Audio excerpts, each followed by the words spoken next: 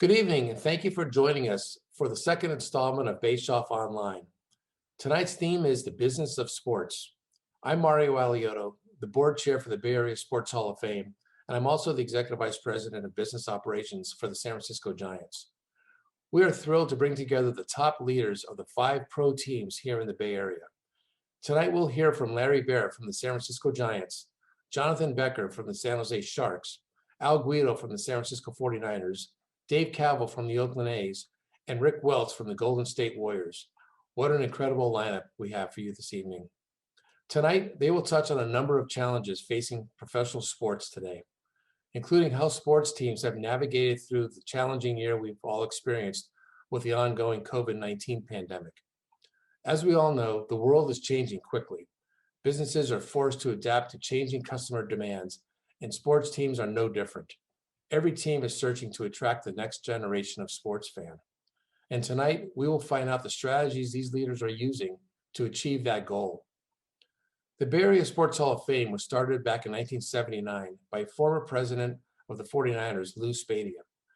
Lou's goal was to honor great athletes in the Bay Area and also to help kids play sports. The Bay Area Sports Hall of Fame has always been known as the hall without a hall, and currently we have 180 enshrinees. And by the way, this October, we will induct another class of outstanding athletes, so stay tuned for more information on that event. Last year, the Bay Area Sports Hall of Fame partnered with the San Francisco Chamber of Commerce so that we can together work towards building a better community here in the Bay Area. I am pleased to now introduce another native San Franciscan, someone who has led the business community through a very difficult period of time, the president and CEO of the San Francisco Chamber of Commerce, Rodney Fong.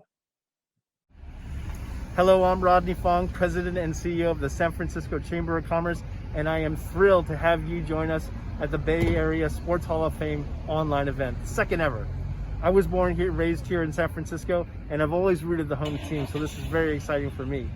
I'm thrilled that the San Francisco Chamber of Commerce and BASHOF have partnered together to celebrate our Bay Area sports teams, management, employees, fans, of course, and most importantly, the at-risk youth here in San Francisco.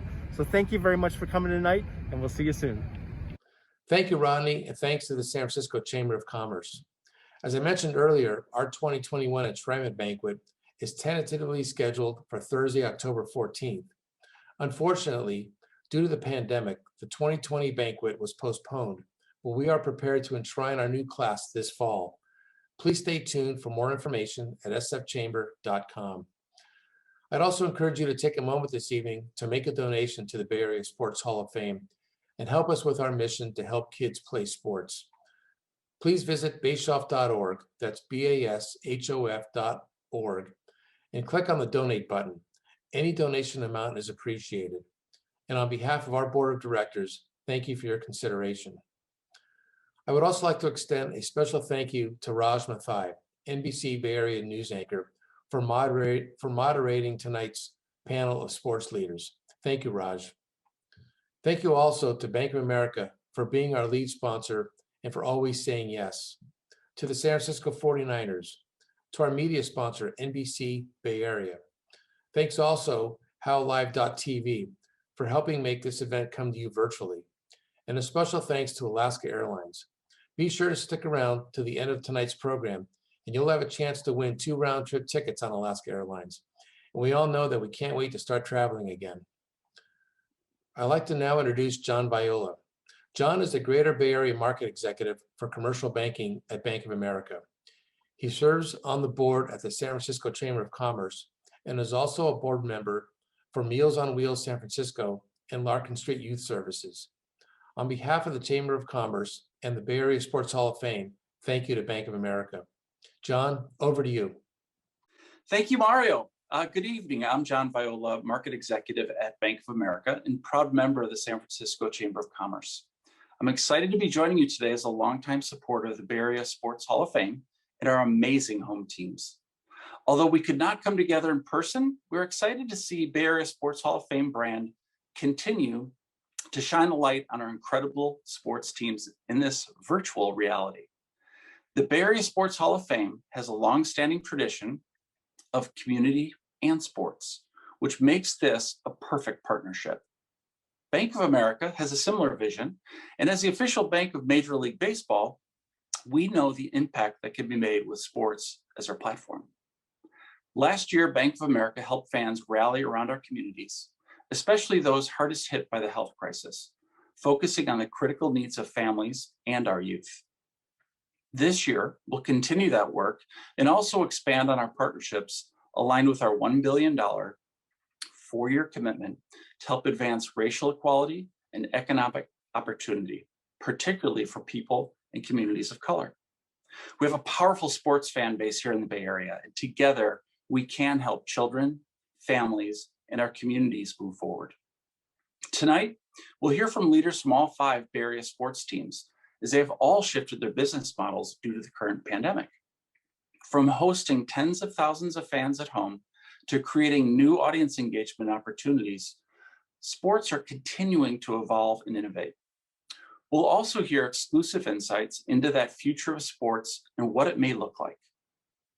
Without further ado, I'd like to welcome this evening's moderator, but before I do, I wanted to let this team know I have not worn a tie in over a year from this work from home environment, but with this esteemed group, I thought it was appropriate to finally put on a tie.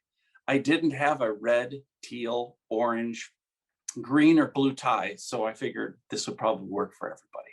But our moderator tonight is Raj Mathai, a 12-time Emmy Award winner and the weeknight news anchor at NBC Bay Area.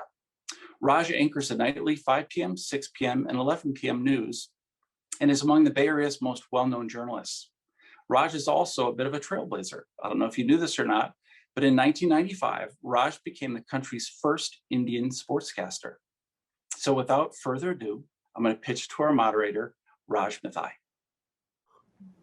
John, thank you. It's great to be here tonight. And I think of the Bay Area Sports Hall of Fame. I grew up in the Bay Area, so every year we get these legends of our sports inducted into one Hall of Fame. And I know each sport has their own Hall of Fame, but look at what we have. The men and women in the Bay Area Sports Hall of Fame are truly gems. This year, no exception.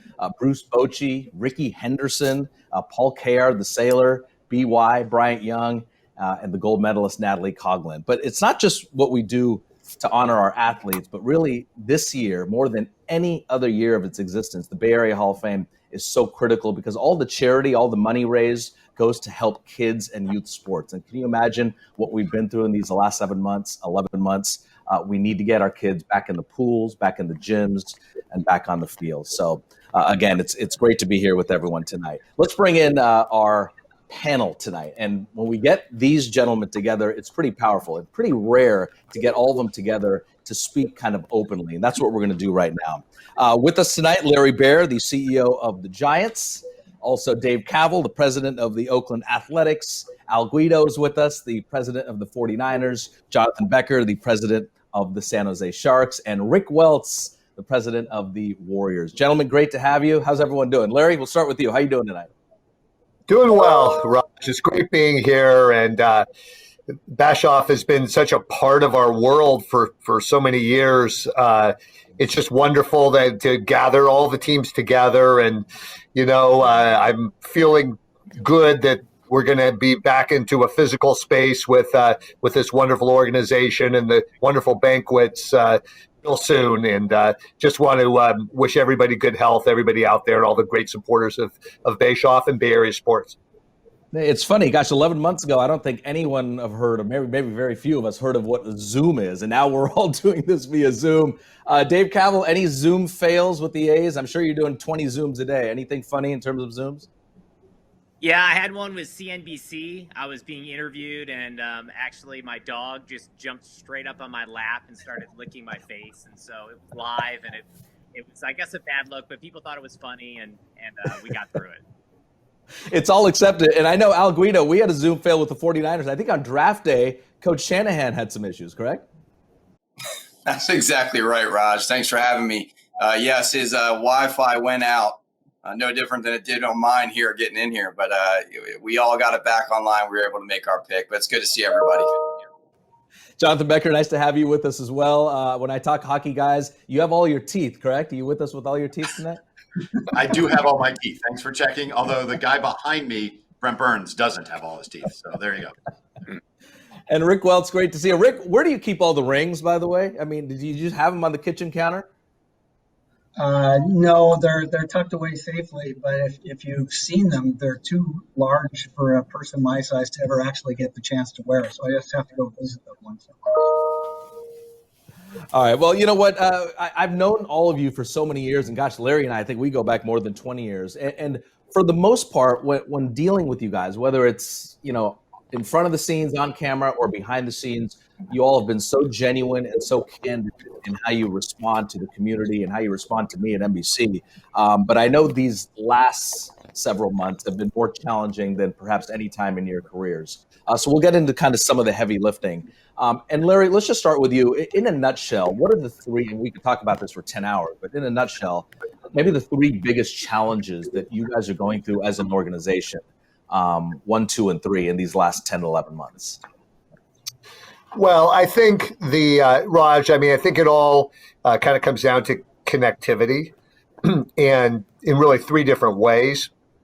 And when you think about it, what we've all been relegated to is some form of isolation, right? And that's how we're getting out of the pandemic, is to stop the spread. And so we've been really concerned about and focused on, the emotional health of first and foremost our employees, employee base that is the full-time group, and also the employee base that are our game day workers. And so to stay connected with that group is really important. And to provide some resources to supplement unemployment because we had no games last year with fans for the game day workers, and then to be really connected with our internal group. Then the second area would be the connectivity with our fans. We've got to stay in touch and let them know what we know when we know it, and try to do everything from chalk talks to virtual races, which we've done with Giants Enterprises and other things. And then the third thing would be the connectivity into the community. We're a sports franchise, and in some ways, and I think it's a good thing, as people view us not really as a business, but as kind of a quasi-public institution. And as such, we need to reach out. And everybody on this call has done amazing things in the community.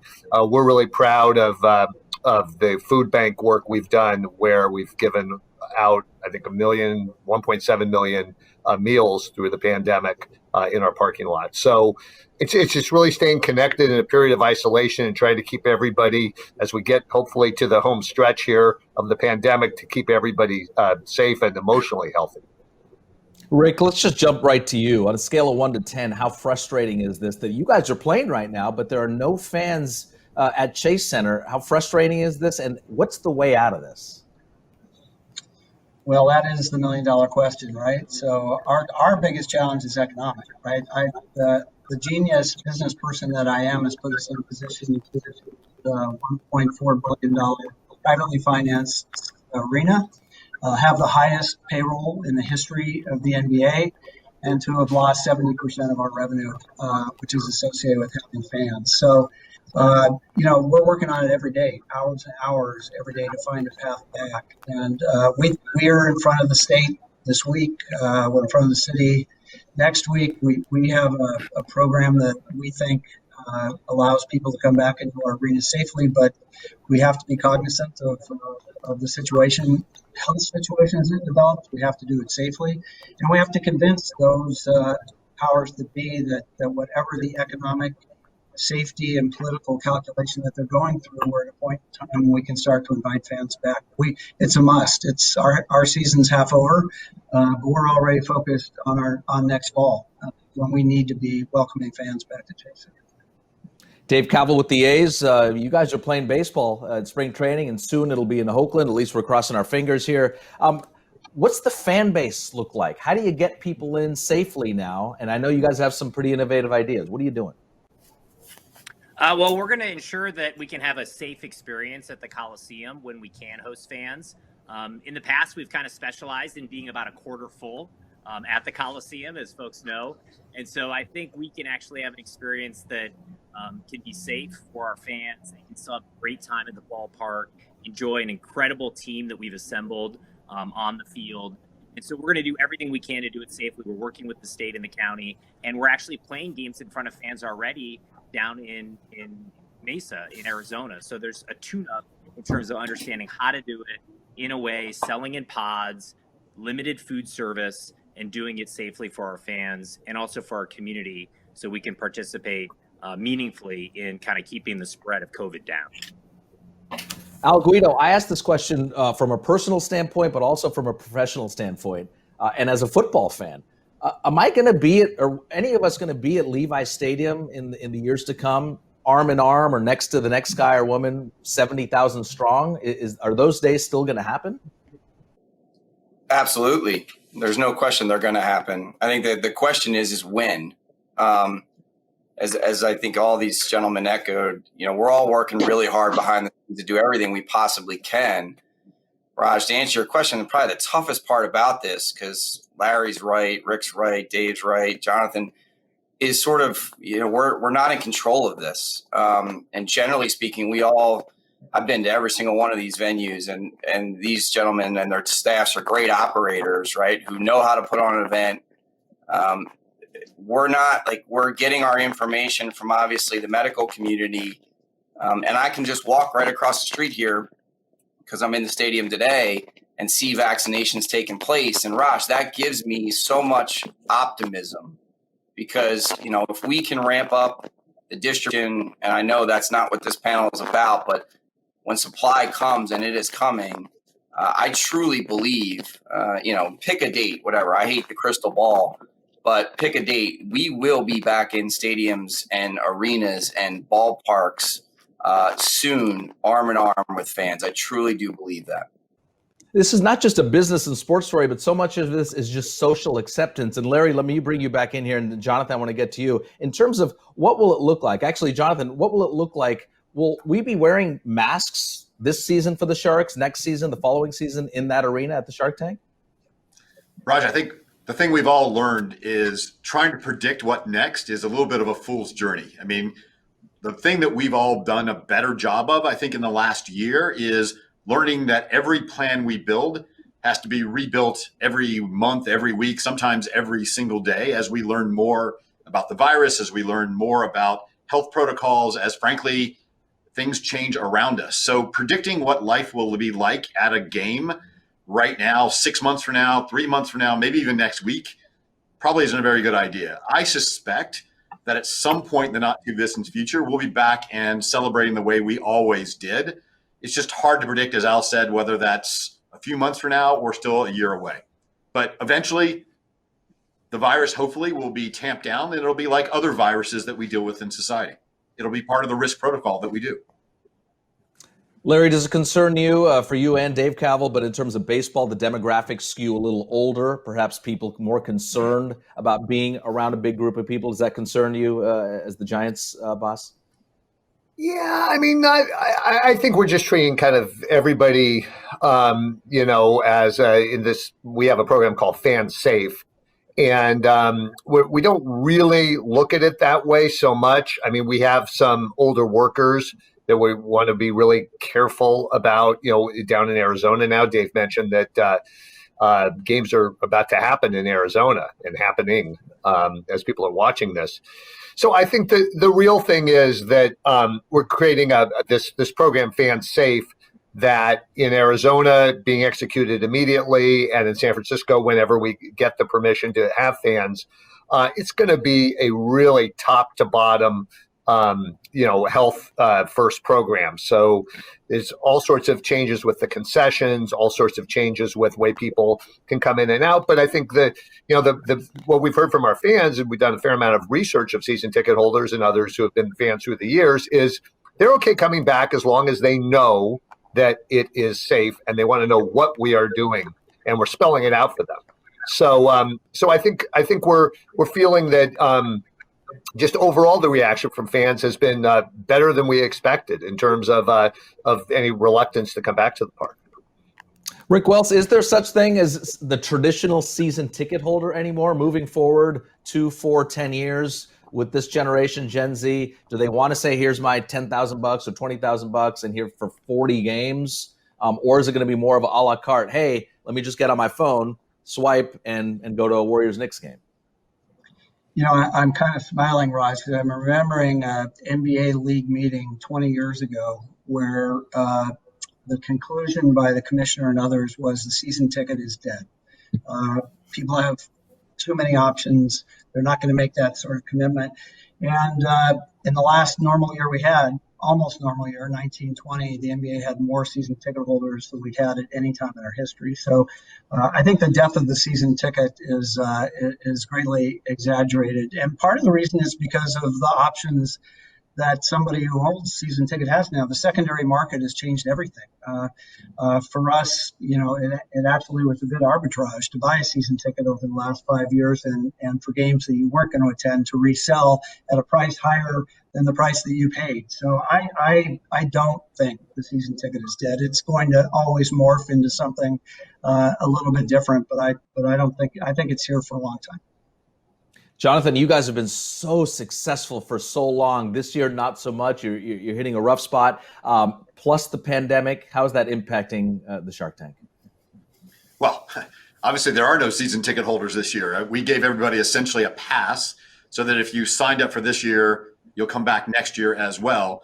But like Larry said, fan reaction has been surprisingly powerful. People have told us that when they're allowed back in the building, they want back in the building. Overwhelming. I think 70% of the people said, assuming it's safe and we publish our protocols and they're comfortable with them, they want back in and cheer their favorite team as soon as they possibly can. And we're just finding other ways that are more digital to engage them in the meantime. And ratings are up on TV, largely because fans can't be in the building. So, and of course, great calling of games as well. Of course. Dave, getting younger fans, and you're very innovative. I've seen you operate now for several years. How do you spark in getting younger fans, not just for the A's, but for baseball in general? Well, that's a key priority for the A's and also for MLB at large. We have to get, Gen Z and some of these younger fan bases interested in baseball. And I think one way to do that is with our ticket product. We have an A's Access model where you get discounts on concessions and merchandise. It's more like a gym membership. And that's been super popular with younger fans. And it skews almost 13 years younger than our average season ticket purchaser. So we've been able to put products out there and appeal to younger demographics that hopefully then will be with us for many years as a fan of the A's or Major League Baseball. Larry, rule changes, are these helping? Shorter games, shorter commercial breaks. What's being discussed on the league level? What's really interesting is that because of the pandemic, Raj, last year, and we've talked about this, last year there were some changes that were sort of pandemic-induced, if you will, whether it was more doubleheaders and the game 2 being a 7-inning game, whether it was the extra inning rule. And we kind of went into that. We kind of tiptoed into those rule changes, not knowing what fan acceptance would look like, and did some research on rule changes like that. And here's what we found. We found that widely accepted by, it's about 2/3 liked those sorts of rule changes. But if you break it out demographically, and sort of 35 and under in that zone, 30 and under, 35 and under, like 75 to 80% acceptance and favorability. Game times were shorter, action crisper, and so really interesting. And I think that everybody talks about learnings through the pandemic and things that might stick. I would believe that some of these rule changes will stick when we get into a new bargaining agreement, collective bargaining agreement, CBA, with the players that will kick in for starting in 2022. And what else sticks? Not just on the player and fan side, but what about the administration side? Al, I'll send it over to you. Perhaps, scouting, you don't send players out, or that's more for baseball. But what are some of the organizational things that might stick for you guys, Al? Raj, I think with the NFL learned a lot this past offseason. We saw our draft go virtual. And so all these things that you say probably can't happen or you'll never do, we had to go do them. And I think with that, we'll create innovation moving forward, how we scout players, what research we do, how often we travel. And I think, frankly, we get, similar to Larry, we got a lot of great feedback in the NFL this year around the draft and how personal it felt. And, seeing Kyle and with his wife, Manny, and his kids at his kitchen table, it brought the fans behind the scenes. I mean, there was a lot of fans that said, wow, I'd rather just watch the draft the way it happened this year versus the way it's happened in the past. And so there's a whole host of learnings for all of us, I assume. But the reality is, I still I don't want to live in this virtual. We got into sports because of the familiar affair of going to a game and being with your friends and your fans, and in the 5 seconds you're sitting next to someone who's a complete stranger, high-fiving them, and we got to get back to that. And that's, to me, I was watching Wright Thompson's ESPN piece the other day, a barstool of common ground. That happens in a sporting event. And so, yes, there's a whole host of things that we will be better at because of this. But, man, there's a whole host of things I can't wait to throw away and get back to normal life of going back to a ball game the way we used to do it. Hey, Rick, when I watch the Warriors games, I think when we all watch, we see that locker room, that tunnel that they go to the locker room, and there's the fans there and the TV monitors. Is this something that maybe you keep now, even when fans come back in? You got 17,000 in the building, but maybe you keep those monitors in the tunnel because it gives a special access to the fans? I think directionally right. I think what we've learned is we can create an at-home product that enhances the value of the television broadcast. And I think that is one of the learnings we're going to see, that, as we all are looking for ways to more deeply engage our fans, we've launched a companion screen to our television broadcast this year that provide additional information. If you're in we call our Dub Hub. You're actually in a room with other fans enjoying the game, who you can converse with other people who aren't in your home when you're sitting in your living room. And so, yeah, I think there are things like that. And I think most of our changes are going to be very behind the scenes, how we work. I was the biggest skeptic of sending 500 people home to work and expecting our organization to function. I've been proven dead wrong. I can't imagine flying to New York City one day, having a 2-hour meeting the next day, and taking a day to fly back now again. How do we do that? How do we spend 3 hours to go to 3 days to go to a 2-hour meeting? I don't see that. And even TV production, an NBA game frequently would have 3 different television productions going on at the same time, 2 local broadcasts and national broadcasts. We've consolidated all that production into one now with some add-ons that you can bolt on for local broadcasts. So we've gotten smarter, but I'm with Al. I want to get in there and high-five some fans. I ask you now, as a TV guy, is there a future where, whether it's Bob Fitzgerald or Randy Hahn or any of your excellent play-by-play guys, are they always going to stay in the NBC studios, or will they go back on the road, or maybe just for the playoffs? How is that going to shake down, Rick?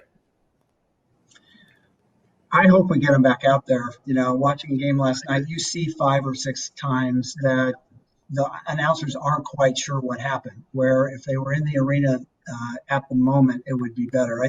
It's obviously incredibly efficient, but I miss the extra 5% of explanation that you can get. So I hope that doesn't happen, but we've proven you can make it work. Jonathan, probably of everyone on this call, hockey's always been considered the sport that you kind of have to be in the building to get the real feel of it, the coldness of the arena and the checks and everything. How much does this hurt just seeing you guys playing in these empty buildings? So let's be fair. I mean, it is probably true that it's harder to attract a new fan purely from television or other broadcasting mechanisms like radio and audio networks. And so you kind of need the ice water injected in your vein to really feel what's going on as well. And so our focus this year has been on engaging the existing fans rather than expanding the fan base.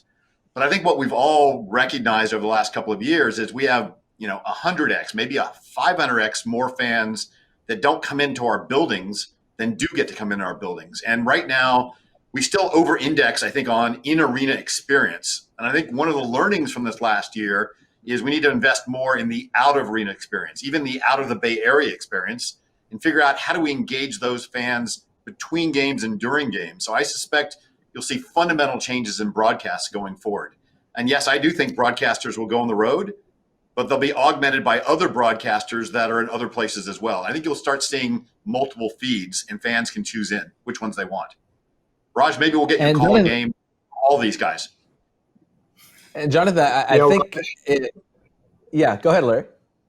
No, sorry. I was just on that point. I think that's a really good point. And I hear from fans all the time. And I know when I was a young fan, hearing the broadcasters, yell over the crowd when something happens exciting for your team. And this goes back to the Giants. I mean, with Lon Simmons, Russ Hodges, and Al Michaels when he was the Giants broadcaster, and now with John Miller and Dwayne Kuiper on play-by-play, Dave Fleming. It's just really exciting to the fan to hear your home team, a home run, a grand slam, whatever it is, a final out, and have the broadcaster just capture that emotion. And it's hard for that to happen when they're in a studio or they're at home. And it just, I don't know. I used to get shivers. I still get shivers when I hear that. So, yeah, I mean, it's human nature. We feed off energy, right? We feed off each other. Energy can't be created. It's only passed along. And when you're in the building as a broadcaster, news, sports, or whatever, you feel that surge, and that changes your voice. It changes your tone. It changes what you say that comes out of your mouth. So I couldn't agree more.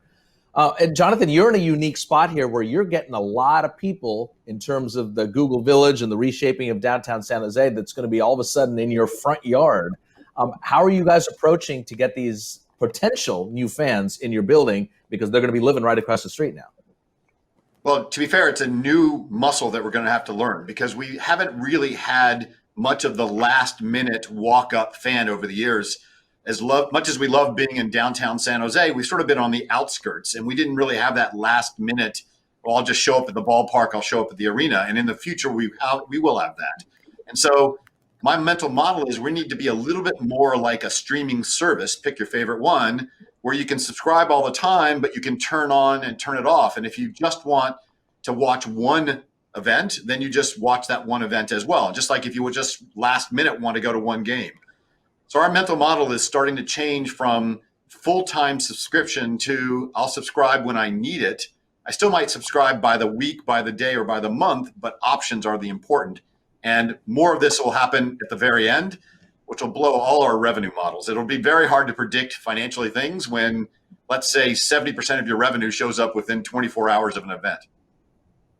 It's going to be exciting to see how that transforms. And Dave, a quick update on we can do this for 10 hours, but a quick update on just where you are in the ballpark. Are you optimistic that you guys can expand and move to near Jack London Square? Well, we had our draft environmental impact report released last week, which is a huge milestone for the project. And we're working with the city council to get the final up-down vote this year in 2021. It was delayed pretty much a year because of COVID, but we really are pushing to get that vote to really we can build down at the waterfront. We have an incredible visionary design, and we're excited about getting that to the city council and voted on this year. Have you had a stiff drink with Rick Welts yet to go through this? Because he just went through it. Oh, we've shared many war stories. Yes. Rick, any guidance? Yeah, Raj, there's a reason, I came here in large measure because we knew we were going to build a new arena, and there's a reason they call it a once in a lifetime experience, because no one would be crazy enough to try to do it twice. Especially in California. Especially in California.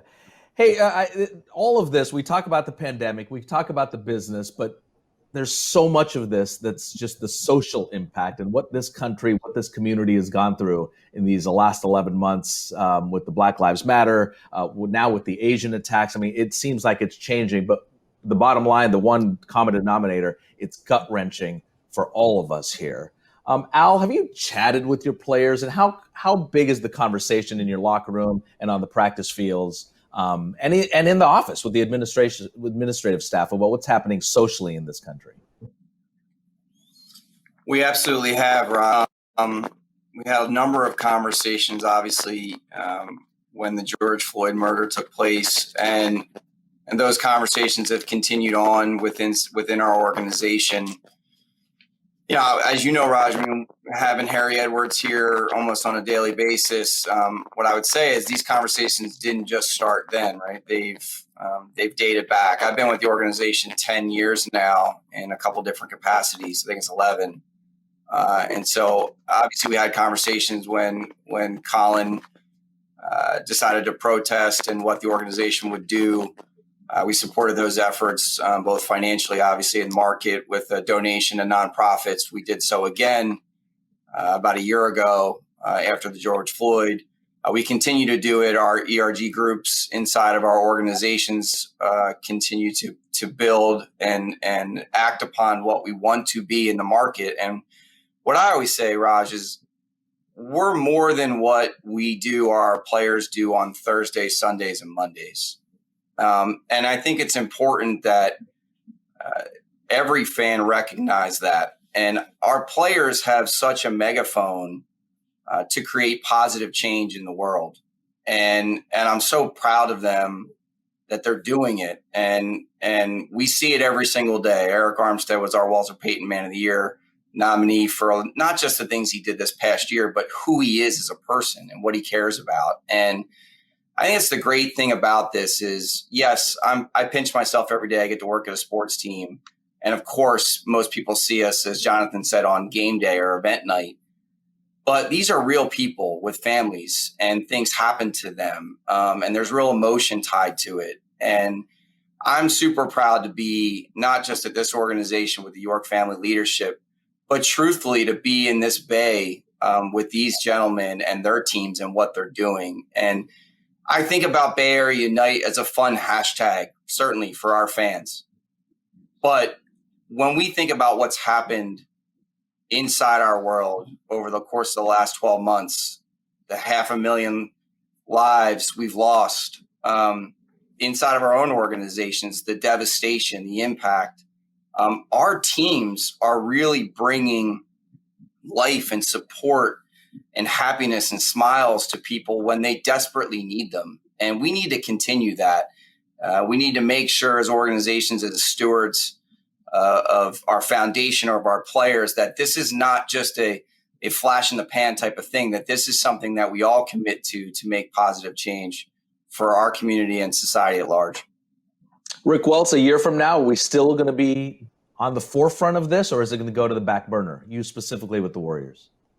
Well, that's the big question, right? If it's on the back burner, then we failed and missed an opportunity.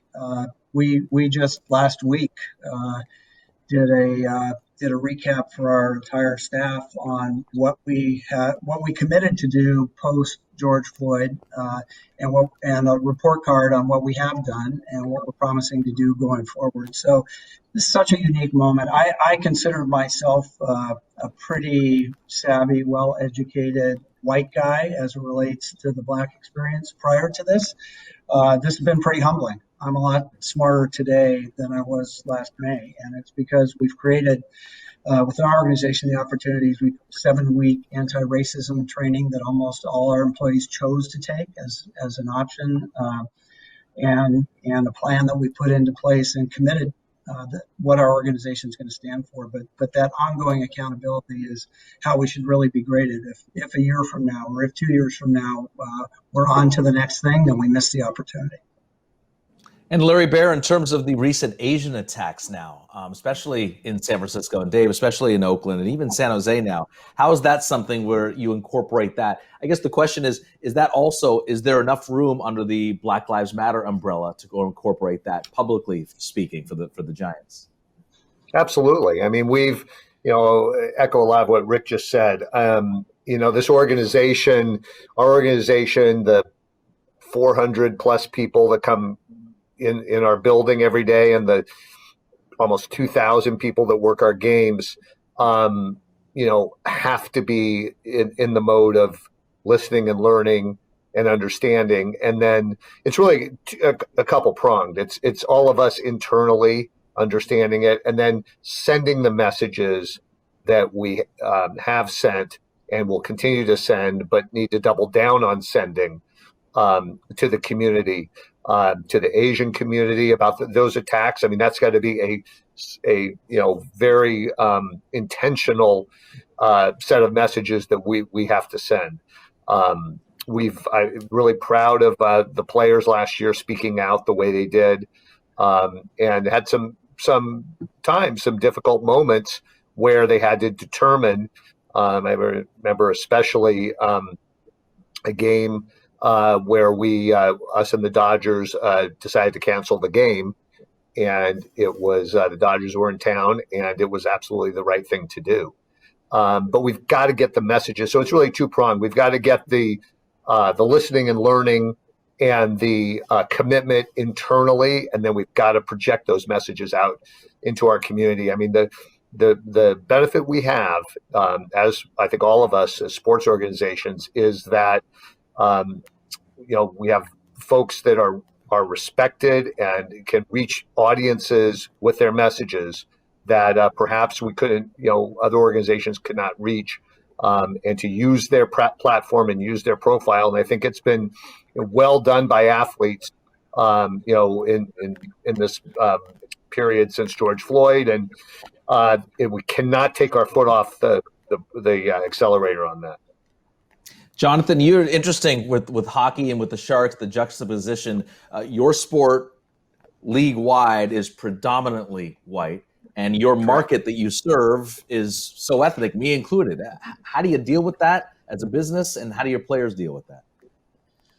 Yes, and we probably have the other, what I'd say, benefit is we have one of the most outspoken athletes in terms of diversity and equality on our team as well. And so we just have to be honest about it. We have been historically mostly a white sport in terms of our players.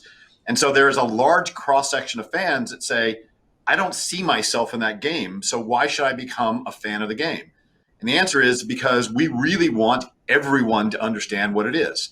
And as you said earlier, because hockey sometimes can't be appreciated unless you go to the game, a lot of what we've done is brought the game to them. We've built blacktops and street hockey in many communities around the Bay Area, from South San Jose to Oakland to Fremont, et cetera, as well. And we said, you can play too. In fact, a big part of what we've done over the last couple of years is just try to put sticks in people's hands. Even if they don't wear skates, the motion of actually putting a stick in your hand and trying that really gets people to start talking about it. We explain the physics of the game to appeal to a different audience. And so one of the things I'm most proud of is a lot of this change has come from within. A group of roughly a dozen employees created something they call themselves the Teal for Change Council. And they've said, we want to help change social justice issues, not just in our organization, not just in our community, but everywhere in society. It's a ridiculously big goal, a BHAG, as I'd like to say, a big, hairy, audacious goal. But that's what you've got to do. It's only going to take these dramatic actions to really get us back to social justice and not injustice. A lot of heavy lifting we've talked about in these tonight and all of the last 10 or 11 months. Dave Kaval, you still having fun doing this job? I'm going to ask all of you guys this. As always, I mean, it's baseball. I'm down here at spring training, and we have all the players out here and just enjoying gearing up for another season. And I mean, there's just something about being around sports and the athletes and the fact that, seeing the fans so excited about what we're doing. So absolutely, it's even in spite of the challenges of COVID, I think we have a lot to be thankful for, and we're all blessed to be in these type of roles. We're doing this for the Bay Area Sports Hall of Fame. Al, let's go to you. In terms of Bay Area athletes, who is your favorite? And it can't be from your respective sport. So Al, non-football, favorite legendary Bay Area athlete. Legendary non-football? It doesn't have, in your mind, legendary. Your favorite non-football Bay Area. I'm a huge hoops nut, as Rick knows. So my daughters play the sport. So I would pick, and I'm missing him desperately every night, Clay. Agreed. I think he speaks for a lot of us. Larry, favorite non-baseball Bay Area athlete? Well, I'm going to go with somebody a little a retired athlete, also in the hoops world, who I remember well as a player and a coach, who I just loved when he was in uniform and coaching, and love as a person, and that's Al Attles, the Warriors. If you would ask me about our own sport, I would have said Willie Mays, and I kind of think of them the same way in terms of their love and affection for what they do in the role modeling that they create. Nicely said. Rick Welts, favorite non-hoops. It could be current or retired. I've been lucky enough a couple of times to be seated next to Joe Montana at a couple of events and have the chance to get to know him. And he was always a hero of mine. And to meet him in person and to see the person that he continues to be, I think I'd have to pick Joe. Pretty nice. Jonathan? Well, I'm fans of literally every one of these sports, and I've spent more of my hard-earned money in your arenas and stadiums than I probably should have over the years. But if I can only pick one person, I'd have to pick based on human being and who spent a ton of time with me, and that's Dwight Clark. And Dwight's just extraordinary guy, huge ambassador for the Niners. And I've had a lot of chances over the years just for him to explain football and what it really means to me. So sorry to bring a tinge of sadness to this as well. No, Dwight is classic. I'd have to say Ronnie Lott too, and just what he still does for the community. So special to have Ronnie with us as well. Hey guys, as we slowly start to wrap this up here, we're talking about kids here and youth sports. A lot of the charities, the Bay Area Sports Hall of Fame, the money is going to that. Rick, how important is it, in your opinion, to get everyone back on the floor in terms of just the kids in the neighborhood around the Bay Area? Oh man, right. For the parents as well as the kids, right? We need that to happen as soon as it possibly can. And I think, that's the role, that's one of the privileges we have in the roles that we play. We have a very empty teaching center in Oakland right now. We repurposed our entire practice facility that we had in Oakland to be the biggest teaching center and recreation center for kids playing the game of basketball. And due to COVID, we haven't been able to fully enjoy that. But those are the kinds of things that I miss the most, and the kinds of things that all of us grew up being influenced by. And I can't wait till we get them back. We need to do it soon. Rick, what sparked your interest in sports as a kid? Why'd you get into this business? What's your favorite childhood memory as a sports fan? So I grew up in Seattle, Washington. We had a brand new basketball team named the Seattle Supersonics. And the currency that my dad and I had were going to games. We went to Husky football games at Washington. We went to Sonics games. And it was a combination of that experience I had with my father and how it built our relationship, combined with, for me, especially when the Sonics got there, sitting in the arena and seeing, at that time, 13 or 14,000 people who had absolutely nothing in common, finding this common connection and the pride that it gave our community. And I think that, more than anything, is what set me on my course. If you could be a part of something that's so meaningful to so many people and creating memories that last a lifetime, who wouldn't want to be involved in that? Dave Kaval, as a kid, favorite childhood memory in terms of sports? I think it was probably growing up in Cleveland in the dog pound, going to all the football games, tailgating before the games and seeing Bernie Kosar thrown to Webster Slaughter and just those incredible 1980s teams. So I grew up at that old stadium on the shores of Lake Erie, and just the amazing experience of people coming together to see football was truly powerful. And what was it, the Mistake by the Lake? Is that still a thing? That's what they called it, Old Municipal. Yeah, 80,000 strong. It was as tough a place to play as any. All right, I know where this is going to go because we're going to go to the Philly kid here. Al, favorite memories? Is it Harold Carmichael or Ron Jaworski? I'm gonna cheat. I got two. Reggie White showing up at my practice field when I was 7 years old on pads was like unbelievable to me. And then I have watched on VHS tape, probably about 200 times, Maurice Cheeks dribbling down the court to dunk the ball to win the NBA Finals. Faux. And so, yes, that is the Sixer in me, for sure. Mo Cheeks, remember him well as well. Larry, I've known you so long. I think one of the stories would be you on the bus listening to Giants games, going to games. But you tell us, what's one of your favorite childhood memories? Yeah. Well, it was just, so my dad and I would sit as a child, we'd sit out in a candlestick down the right field line. So I remember it was section 19, section 17 or section 19. And by the way, I thought Candlestick was the most beautiful ballpark imaginable because it was our ballpark. And it's like, what's wrong with it? Yeah, wear a jacket. It's a little windy, so what? It was watching Willie Mays patrol center field, Bobby Bonds patrol right field, Willie McCovey, out to first base and hitting balls, not in McCovey Cove, but into with the kids would run behind the right field wall for a while, and then into the football bleachers, we used to call them, Al's football bleachers up in the when Candlestick was repurposed for baseball and football. Juan Marichel's high leg kick on the mound, Jimmy Ray Hart patrolling third base, and then on and on. But those were just solid gold-plated memories for me, and I hope that all the children will get back to games and be able to experience that as soon as possible for our 5 franchises. And Larry, I was one of those kids in the 1980s growing up, going out to those outfield seats. When the home runs were hit, we would just jump right over and scramble for the ball. It was so much fun to do that. So great. You were probably fielding Will the Thrills home runs maybe in those days. Then right field.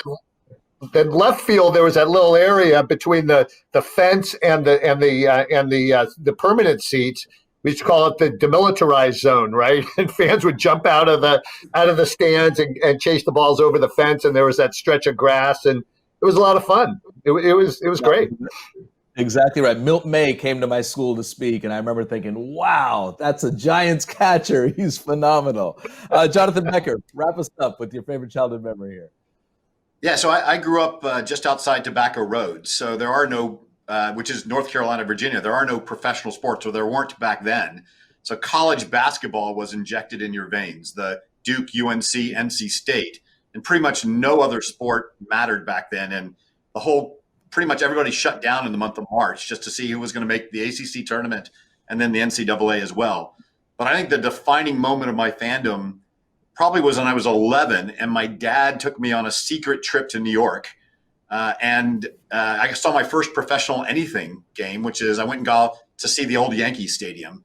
And watching that game, not so much live, but watching my dad watch that game because he'd gone to school in New York, and just seeing what a professional experience was like, that had more impact on me on anything else. And I think that's the best part of all of our jobs, is seeing kids at their first or one of their early professional sport games and the big eyes they have and the lasting memories we make for them. That's what makes this job all the worthwhile for all of us. You bring up a great point. Al, I know you've talked about it with your 3 daughters. How do you sell that? How do you share that with the fans moving forward of, hey, you know what? This is a shared experience with your sons, daughters, grandkids, whatever, to get back into the respective ballparks? Well, the good news, Raj, is you don't have to sell it because I think anybody that's been to an event knows what that feels like. And I will tell you, because you and I had this conversation, I can't wait, not to get emotional. I like to believe I didn't take it for granted given the job I had, but of course I'm sure I did at times going into our arenas or ballparks. I will never do that again. And I'm lucky enough to have my father and my mother. They've made it through this. They've been vaccinated. I can't wait to watch my girls, hold their hand, high five them, share a beer with my dad. There will give me no greater joy to do that soon. And I hope that every fan, if you take anything from it, cherish those moments. Like wins and losses, we all get it. It's cyclical. And there's times we're going to be good. There's times we're going to be bad. But I'll never, as a kid, I never left a game and said, man, I had a bad time with my dad. I had a blast with my mom. And so cherish these moments when they come back because they're going to be super powerful. And I just, I don't know. I can go on and on about it. It makes me really emotional even think about it, but I will never take it for granted again. And I can't wait to do it. We appreciate your candid response, and I agree. I think all of us agree on this call, watching that, and that's why we're on this. We're doing this all because we are community here, and I want to thank all of you just for being community leaders and for your honest responses. And I can't wait, Al, for your sentiments. I can't wait to get back to Oracle or the Oakland Coliseum, the Shark Tank, Chase Center, Levi Stadium, and just see you guys and be with our community. You know, the game is almost secondary. It's just to be with our community because we've gone through so much. So with that, I say thank you. Larry, great to see you. Dave, awesome to see you. Al, Jonathan, and Rick, good luck. Let's get you back on the field, back on the floor. And with that, let's send it over to our friend. And Rick, you'll know this guy, our friend, the Warriors hype man, Franco Finn from Alaska Airlines. So on behalf of everyone here, thanks for joining us. Franco, over to you. Hey, thank you again, Raj. You're awesome as always. Thanks for hosting BASHOF. What an awesome online event. I hope you all enjoyed the amazing panel that we had. I'm Franco Finn. I'm head of external relations for Alaska Airlines for California. And many people know me as the hype man, of course, for your Golden State Warriors. So it's great to see Rick Welts on our program here tonight. But I have the very important job to give one lucky winner tonight, a door prize winner, if you will, 2 round-trip tickets anywhere Alaska Airlines flies. No blackout days, so you get to enjoy anywhere from Hawaii, Mexico, Costa Rica, whatever leisure destination suits your fancy. But hey, you can fly anywhere. We'll have no blackout days, as I mentioned. And of course, you can book whenever you feel comfortable and ready to fly. As I know, we have our next level care safety to get you ready to fly on us. So let's get it going. Alaska Airlines drawing. Drum roll, please. The moment we've been waiting for. 2 tickets goes to, and here we are, randomly selected, Elaine Clancy. Congratulations, Elaine. Enjoy flying on Alaska Airlines. Oh, Elaine's already taken off already, apparently. Enjoy your flight, by the way. And thank you again, everyone, for joining us on our second ever BASHOF online program. Hope you loved the business of sports here and from our great panels. What a great program. And a thank you again to our amazing sponsors. Thank you, Bank of America. Really appreciate your support. The champ sponsor, hey, Alaska Airlines. I know a little thing or two about Alaska. Thank you so much for contributing tonight. The San Francisco 49ers. We want to thank our friends at HalLive.tv, this amazing platform that you're watching right here, right now. And of course, Raj, all your friends out there at NBC Bay Area, thank you so much for supporting our BASHOF online. And speaking of events, we've got some amazing events with the SF Chamber. Hope you can participate and be a part of them. If you want more information and check out all the latest and greatest, go to sfchamber.com or follow us on social media at SF Chamber and share with us the latest and greatest with you. So thanks again, everybody. Visit us online at sfchamber.com once again. And have a great night, everybody. Thanks for tuning in to our BASHOF online event. We'll see you next time. All right. Take care.